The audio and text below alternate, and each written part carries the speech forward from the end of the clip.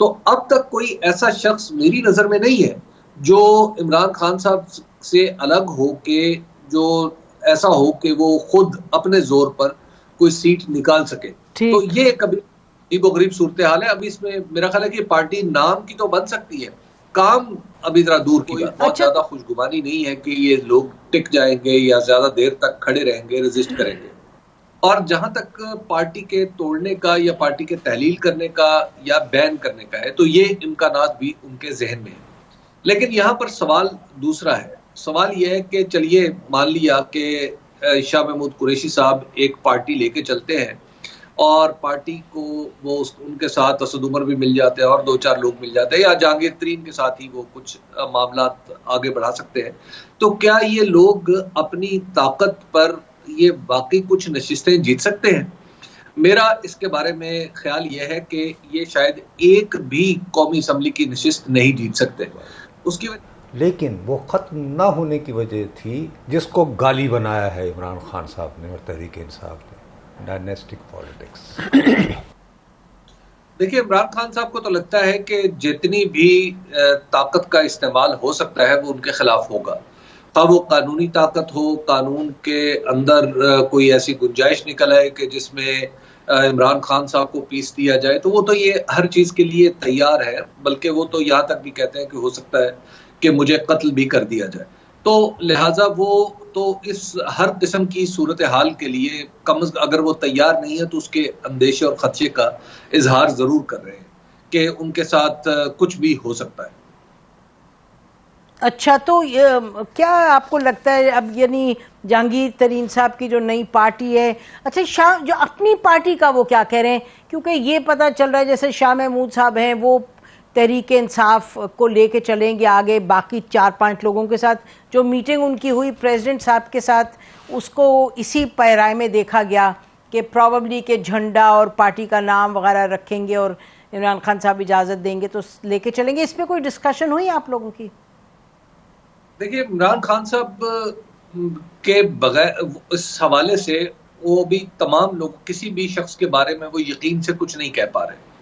यानी वो ये नहीं कह पा, मतलब मैं आपको बताऊं कि कुछ दिन पहले, यानी जब ये 9 मई के बाद जब वो लाहौर आए तो असद उमर के बारे में बात चल रही थी। तो मुझे इत्तला ये मिली कि शायद असद उमर साहब जो है वो रेजिस्ट कर रहे हैं पार्टी के अंदर रहने के लिए और वो इस वक्त इमरान खान को नहीं छोड़ेंगे। तो मैंने इमरान खान साहब से पूछा कि क्या असद उमर के बारे में आपकी क्या राय है? तो उन्होंने कहा कि असद उमर साहब प्रेशर ज्यादा देर ले नहीं पाएंगे। तो लेकिन दूसरी तरफ से जो हमारे वो रिपोर्टर्स जो बिलखुसूस एस्टैब्लिशमेंट कवर करते हैं, मैं उनसे मेरी बराह रास्त इंफॉर्मेशन नहीं थी, तो वो सब लोग बता रहे थे कि असद उमर साहब अभी रेजिस्ट कर रहे हैं। लेकिन थोड़ी देर बाद जब मैं इमरान खान साहब से मिलने के बाद जब मैंने टीवी खोला तो पता चला कि असद उमर साहब भी शुक्रिया कह के जा चुके। तो उन्हें अपने लोगों के बारे में कोई बहुत ज्यादा खुशगुमानी नहीं है कि ये लोग टिक जाएंगे या ज्यादा देर तक खड़े रहेंगे, रेजिस्ट करेंगे। और जहां तक पार्टी के तोड़ने का या पार्टी के तहलील करने का या बैन करने का है, तो ये इम्कानात भी उनके जहन में है।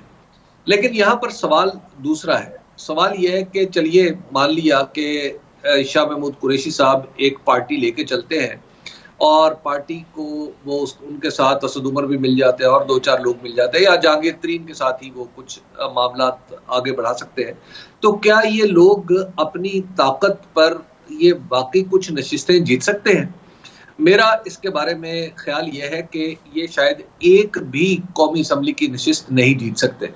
उसकी वजह यह है कि जब इमरान खान अभी रिसेंटली पंजाब में जब इलेक्शन हुए जिसमें इमरान खान साहब खुद भी कौमी असम्बली के कई हलकों से उम्मीदवार थे, तो शाह महमूद कुरैशी साहब की साहबजादी उस सीट पे खड़ी हुई जो उनके साहबजादे ने छोड़ी थी। तो वहां पर इन्हें शिकस्त हुई और इसलिए वो तो अपनी सीट जीतना मुमकिन नजर नहीं आता इनके लिए कि बगैर पाकिस्तान तहरीक इंसाफ के ये कोई भी सीट जीत सकेंगे। इसी तरह जहांगीर खान तरीन साहब है, अगर वो लोधरा से उन्हें कोई मुजजा तो जिता सकता है, लेकिन अदरवाइज वो तो खुद तो नाअहल है, यानी उनके किसी कैंडिडेट को या उनके बेटे को, अदरवाइज उनका जीतना मुश्किल नजर आता है। तो अब तक कोई ऐसा शख्स मेरी नजर में नहीं है जो इमरान खान साहब से अलग हो के, जो ऐसा हो कि वो खुद अपने जोर पर कोई सीट निकाल सके। तो ये कभी अजीबो गरीब सूरत हाल है। अभी इसमें मेरा ख्याल है कि पार्टी नाम की तो बन सकती है, काम अभी जरा दूर की बात। अच्छा, तो मती and Nusrat, very quick one liners के क्या PMLQ ही होगी जो जिसको कहीं नया घोड़ा होगा, या ये जहांगीर तरीन साहब और ये शाह महमूद कुछ ऑल्टरनेटिव इमर्ज कर सकते हैं? वो घोड़ा बुढ़ा हो गया ज़रा थोड़ा दिन में, तो ये मेरा ख्याल है ये साहब जो PMLQ का नाम फ़र्ज़ करें, वो जो साबिक़ गवर्नर हैं एम सरवर साहब, वो अपनी तवानाई के साथ इस्तेमाल करें तो शायद उसी कुछ तरह इस तरह का। जी।